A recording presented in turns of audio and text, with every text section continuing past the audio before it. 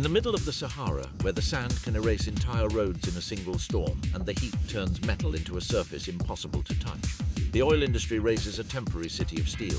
Beneath that dry, silent and apparently empty expanse, there exist ancient buried seas, porous rocks saturated with hydrocarbons, and underground pressures capable of pushing crude oil to the surface after millions of years of confinement.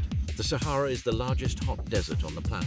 It extends across North Africa and covers regions where human life, logistics, and industrial machinery must adapt to extreme conditions there. Extracting oil is not just about drilling a hole in the ground. First, the subsoil is studied with seismic technology. Then roads, camps, rigs, water systems, power lines, and pipelines are built. Then begins a precise, heavy, and continuous operation where every meter drilled must be monitored to avoid collapses, pressure losses, gas leaks, or contamination of the well. Desert oil is born in ancient rock, but it reaches the modern world thanks to an engineering chain that unites geology, drilling, pumping, separation, transport, and refining.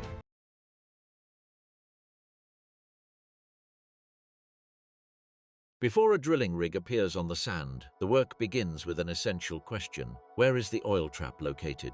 The Sahara seems like a uniform surface, but beneath its dunes, rocky plateaus, and stony plains hides a complex geological history. Ancient seas, sedimentary basins, deltas, lagoons, and organic deposits once existed there, which over millions of years were buried under layers of sediment. With pressure, heat, and time, part of that organic matter was transformed into oil and gas. But crude oil is not distributed like an underground lake. It is housed inside porous rocks, trapped between mineral grains, microscopic fissures, and structures sealed by impermeable layers. Exploration begins with satellite studies, geological maps, and historical data from nearby wells. Geologists look for signs of ancient basins, faults, salt domes, folds, and rock layers capable of storing hydrocarbons. Then seismic teams spring into action. Specialized trucks cross the terrain following precisely marked exploration lines. In some areas, seismic vibrators mounted on heavy vehicles are used. These machines press a metal plate against the ground and generate controlled waves that travel into the depths. In other terrains, small charges or energy sources designed to produce a measurable acoustic signal are placed. The waves descend, collide with different layers of rock, and return to the surface. Thousands of geophones distributed across the terrain record these vibrations. Each return contains information about the depth, inclination, and density of the underground formations. The data is processed in computer centers where three-dimensional models of the subsoil are built. On screen, the desert ceases to be a flat surface and becomes an entombed architecture. Tilted layers, sealed structures, possible reservoirs, and zones where oil could have accumulated. When specialists detect a promising structure, an exploratory drilling point is defined. But bringing a rig into the interior of the Sahara requires its own operation. First, roads are opened over unstable terrain. Machines level the sand, compact bases, and lay down plates or layers of gravel to support heavy loads. Generators, fuel tanks, water systems, housing modules, pipes, cement, drilling muds, food, spare parts, and medical equipment are transported. The rig does not arrive alone. It arrives accompanied by a complete infrastructure, because in many regions there are no nearby cities, workshops, ports, or available power grids. The drilling rig is assembled on a prepared base. Heavy-capacity cranes lift steel sections, while crews bolt, align, and secure the structure. At the top, the hoisting system is installed, which allows raising and lowering hundreds or thousands of meters of pipe.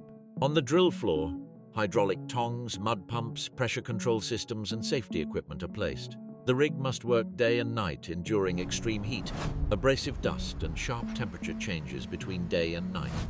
Drilling begins with a bit installed at the end of the drill string. That bit can have polycrystalline diamond cutters or roller cones, depending on the hardness of the formation. The rotary table or the top drive system transmits the rotation to the pipe. The bit bites into the rock and opens the well meter by meter. At the same time, huge pumps push drilling mud down the inside of the pipe. This fluid is not simple mud. It is a mixture designed to cool the bit, lubricate the system, transport rock cuttings to the surface, and support the internal pressure of the well. On the surface, the mud returns laden with rock fragments. Vibrating shale shakers separate the cuttings, while technicians analyze samples to confirm which formation the bit is passing through. Every change in color, texture, or composition provides information. If traces of hydrocarbons appear, the team logs it immediately. Gases, pressure, temperature, rate of penetration, weight on bit are also monitored. The control cabin receives constant data. There, Drilling is adjusted second by second to avoid deviations, mud losses, or dangerous pressure increases. As the well deepens, its walls need protection. A steel casing pipe is lowered and cement is pumped inside. The cement exits through the bottom and ascends through the space between the pipe and the rock, forming a solid barrier. This sleeve prevents collapses, isolates aquifers, separates unstable formations, and prepares the well to continue to greater depths. The process is repeated in stages: drilling, casing, cementing, and drilling again with a smaller diameter.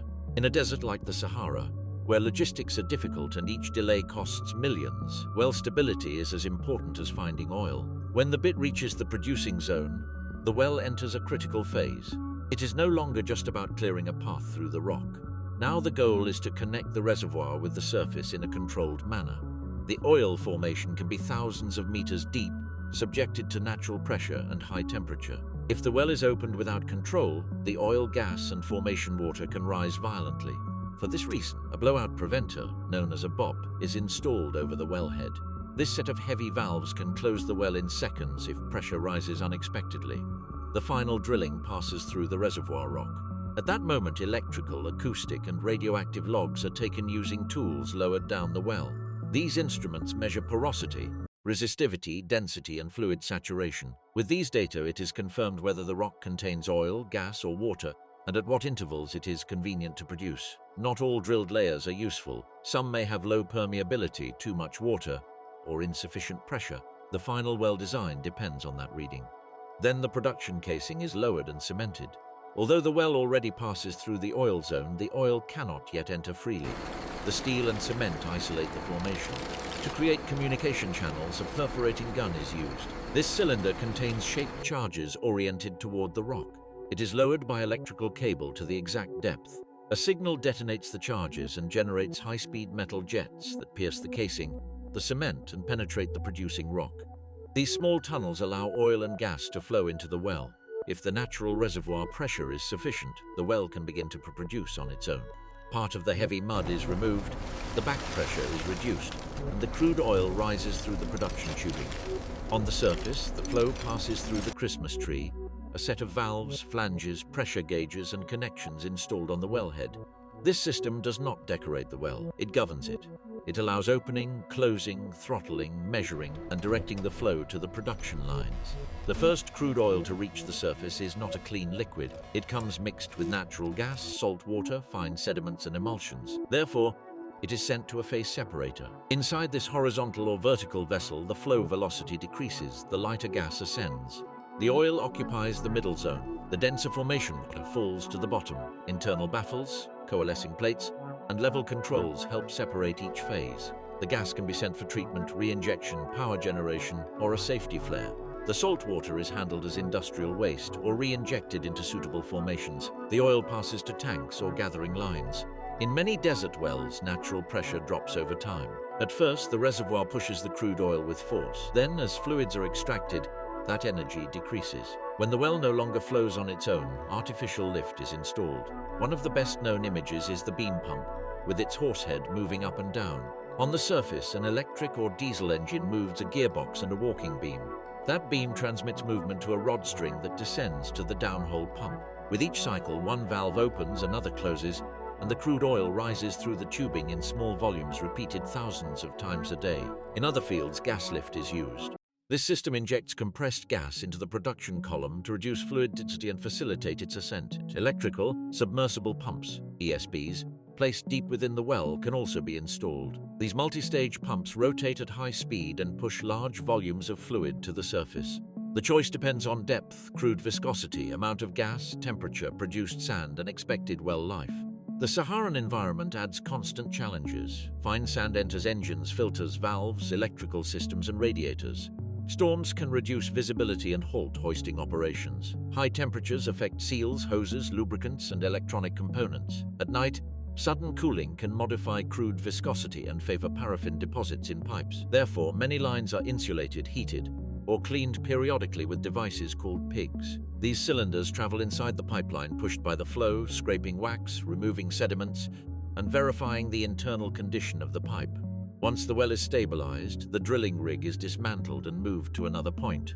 In its place remains a more compact production facility: wellhead, valves, sensors, flow lines, separators, tanks, pumps, and safety systems. The well ceases to be a drilling project and becomes part of a network. Dozens or hundreds of wells send their production to gathering stations. There, flow rate is measured, phases are separated, crude is dehydrated, and it is prepared for transport. The oil extracted in the Sahara is of little use if it remains trapped inside the desert. The true industrial scale appears when the wells are connected to pipelines, terminals, ports, and refineries.